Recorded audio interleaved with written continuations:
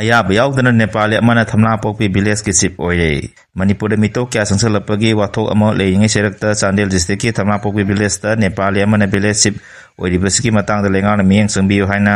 लमखांग Naga tribe की chairman ओइरंबा TS बैसांगना फोंगतोखरे मणिपुर प्रेस क्लब ता पांगतोकपा पाउगिंग फमा मदा मांगना हाइकी SK Labamol Alice SK Wanglon कब मियोय एसी कुमजा सोलसिनी कुमदोगी एप्रिल अमदा विलेजशिप ओइना खनखिबनी अदुबु महाना विलेजशिप ओइरिबसे नागा कस्टमरी लॉगी मतुंग इनदी ओइफम थोकते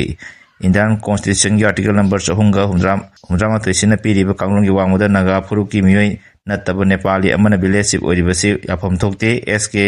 लाबामोल विलेजशिप ओइना खनख्रब मतुंग द कुंजासिन अकन मोंग द यारिंग द फुंगदोदर लाखिबनी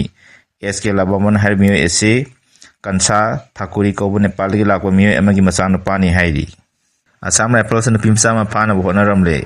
सेप्टेम्बर कुलुमदुगी नुंथिल पोबोबदा मचानु मचाबु friends of the hills peoples ने हाइजरीबा असम राइफल्स की पर्सनल सिंह सही नौरिबिनी पिमसा फानब होनरमले हाइना लमलांग सानाव लोंगनाव ना थादोरबो चेरोल अमन फोंतोरली चेरोल सिन हाई अपस्पाना चुंगोय ओइना सिनारगा असम राइफल्स की पर्सनल सिंह सही नौरिबिनी पिमसा अमबु सेक्सुअल असॉल्ट अमसुंग ऑर्गन ट्रैफिकिंग की वखलोंदा फानब होनखिबगी थोंग अदु अकन मोंग द कंडेम तवी अपस्पाना मरम ओइरगा असम राइफल्स न मी हाटपा अमसुंग फाबदा थिंगबिनब लेतबि मोंग असे असुम पाममे खुदिमन खुसमनरगा थिंगनब होनबगी तंगाई फदबले डिस्ट्रिक्ट अथॉरिटी सिंह हिरम असिगी मतंग द गवर्नर इन काउंसिल द पुकतुना असुम वाइल फंगननब थौरांग लखकदबनी हाइनसु चेरोल असिन मखाता न फोंतोकली तमिलनाडु की रैली दे मियाम नेचनबद मियोय 38 सिरे अदुगा 85 न सोकले एक्टर ओइरंबदगी पॉलिटिक्स द खोदानतुना टीवी के पार्टी की लुचिंग ओइरबा बीजे के तमिलनाडु पांगतोप रैली अमदा मियाम नेशनबदगी पिकलिब अंगांग यावना मियोय 38 सिरे अमसु अतोप मौद्रा मंगाना सोप नंगले प्राइम मिनिस्टर नरेंद्र मोदी ने थोदो अदु लेखिद्रब इमुंग मनुंग सिंग द लुपा लाख अनिनिगी एक्सग्रेशियर ओइना पिरगनि हाने लाउतोकरे सोपन नंगलब सिंग अदु द लुपा लिसिंग याखै पिरगनि हाइरि टीवी के की लुचिंग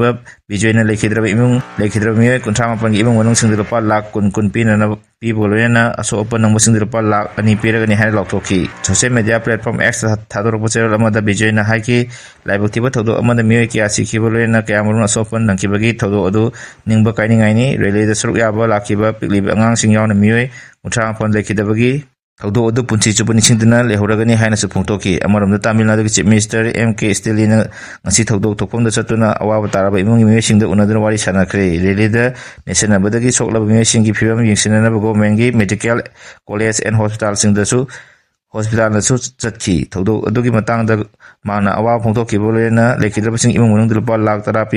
पीबोलोयना असोपन नंगलिबसिंग द लुपा लाख अमम पीगनि हाने लाउथोकी मतौ खरम थोदो अदु थोकिबनो हाइबगी मतंग द मपुंग फाना तिगत अनबगी मतंग द थबुक्तगी पोथारबा जस्टिस अरुणा जगदीशन लुसिंगबा जुडिशियल इंक्वायरी अमा चथरगनि हाइना वफमसु महान लाउथोकी थोदो अदु थोखर मतुंग द होम मिनिस्टर अमित शाह ना तमिलनाडु की गवर्नर आर.एन. रवि अमदी चीफ मिनिस्टर एम.के. स्टेलिन वारी सानादुना सेंटर की माइकेदगी पांगबया मतेंग पांगनि हाइना लाउथोकी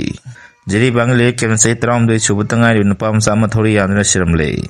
जिरी बांगली लिक केमदंग असि नवालमदai पुंग अनिरोम ताबद मसागे सही 13 सुबतंगाई नुपा मचा अमा थोरी यानरा सिरमले लेखिद्रब नुपा मचा अदु ममिंगना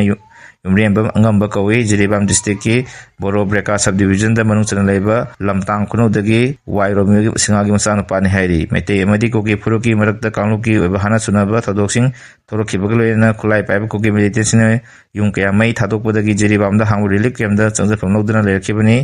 लमतांग खुनौद लेरिबा मियोसिन कोकी मिलिटेंसिंगना कियन खनबगी थदोक लेपतना थोलकु मरम हम अदुदा लेरिबा मियोसिंग असा मसागी मयुम थादोक्तना रिलीफ केम चंगजफम लौदना लेरखि